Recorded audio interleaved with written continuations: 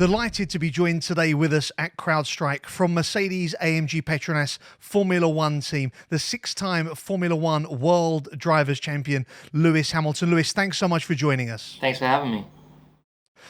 Lewis, I want to start. People focus so much on the records that you've broken and the current success. I think it's very easy to forget that it didn't start this way. The path to success is ultimately a long journey with some real hard work. And for those who don't follow Formula One closely, for you, the background that you've come from, very unconventional actually for a racing driver, whether it be that you're the first black Formula One driver or even just as simple as the sort of financial background that you've come from. And I just wonder for you, people have focused so much on your natural talents, how much that's been a factor in your success and how much that just pure hard work and determination has played a part in your rise to the top.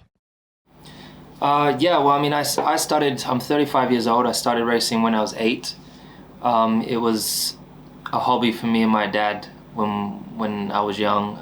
My parents split when I was 2, so I spent the weekends with my dad. And my dad bought an old go-kart from the back of a newspaper, and I think it had been owned by 5 different families, and he resprayed it did all the DIY himself, made it look brand new. We started racing at a local place, and it was something I loved doing. My dad was like, well, if you work hard at school, I will do whatever I can to keep you racing. And it started getting pretty serious quite early on because we're competitive, and it got very expensive. My dad had to remortgage the house. He had 4 jobs at one stage just to keep us karting. And as we started to impress, we started to pick up a couple of people who would give us some free fuel and free tires, which was so appreciated. But yeah, it was a very, very long journey. I got signed after winning my first championship. I got signed when I was 13 to McLaren, and kind of never looked back from them. But it was a kind of if McLaren hadn't come along, I wouldn't have made it, because it is a wealthy sport. Majority of the people that I race with have come from wealthy families, and it's just so expensive. You know, when you go from karting, I mean, today it's twice as expensive, I think, than it was when I was there. And I think when I was semi-pro karting, or pro karting, whatever you want to call it, I think there was hundreds of thousands that were being spent. And then you go to cars and it's $500,000. You have to pay for a team, then it's $1 million. Then in today's world, I think it's $2.5 million once you get to Formula 2. So it is so expensive. So you're not generally going to see working class kids coming through anytime soon. A lot of people see just the tip of the iceberg, and that's kind of the frustrating thing, because people see me turn up and you turn a TV on, you don't see the work we do with the engineers, you don't see the analysis that I do of the track, you don't see the practice starts, you don't see me fine-tune the diff on the entry of each and every corner, you don't see me fine-tune the brake. You just see that perfect lap, you know? Yeah, you see the perfect lap and you're like, and people making excuses, but there's a lot of work that goes on in the background, and no matter how much, as I said, I could easily rest on all the poles and championships that I have. But I come here, I look at the other guys, and they are hungry. And I've got to make sure that I keep this, if there's a day that I don't have the hunger, then that's the day that I probably will stop. But I'm really, really grateful. I'm 35 and I still have, I was just thinking in the last race, man, I'm like, I was going through turn 9, I think it was, and I'm like, I'm ruthless at this. I want this. If there's a guy behind me that wants this more, he's going to have to come and he's going to have to bring it hard, because I'm super hungry for this win. As we look at 2020, all of us have had to change what we do. But for those who don't watch Formula One regularly, what yourself and Mercedes-AMG Petronas have achieved, it must be one of the greatest collaborative team efforts in sporting history. And I think undoubtedly, as we work remotely, trying to maintain that collaborative feeling when we're further apart, it can be a challenge. How did you make sure at race 1 this year, you came out the blocks as fast as you expected to sort of 3 months previously, and of course it was delayed? How did you make sure that collaboration and that real team bond you've built continued? You go through that same paces, and then this year the race got cancelled, everyone's life got turned upside down, and there were several days where I was really lost. I was like, now what? We arrived at the first race, thought that everything was good, made a couple of judgment calls that weren't great, and we finished fifth.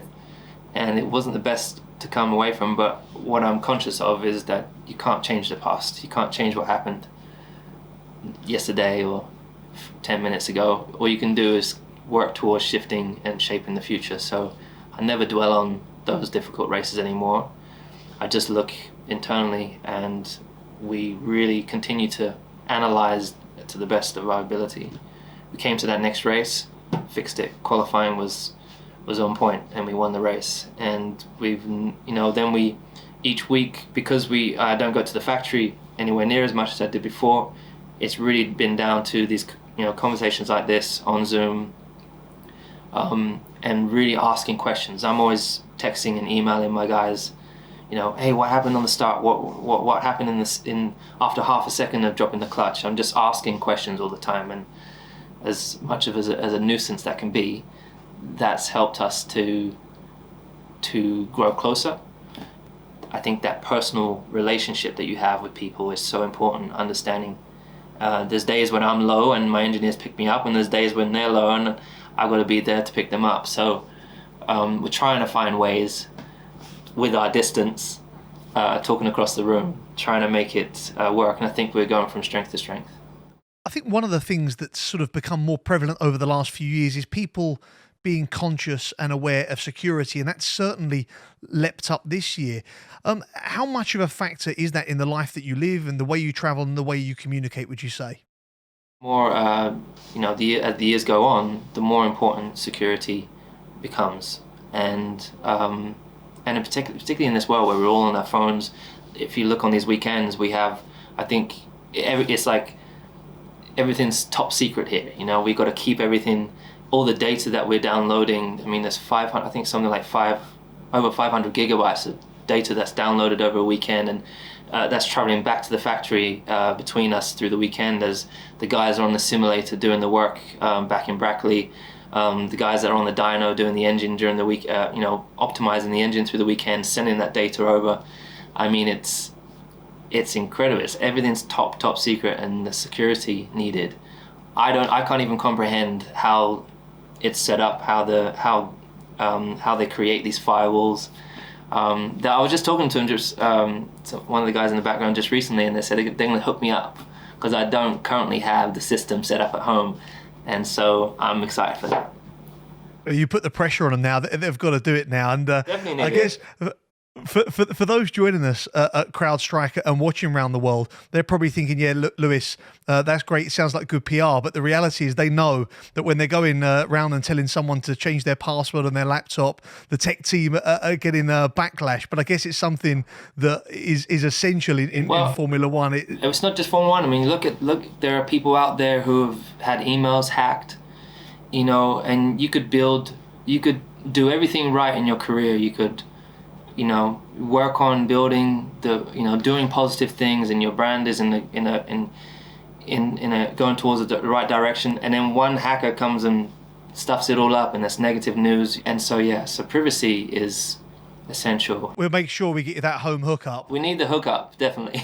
We'll make it happen. Thanks so much, Lewis.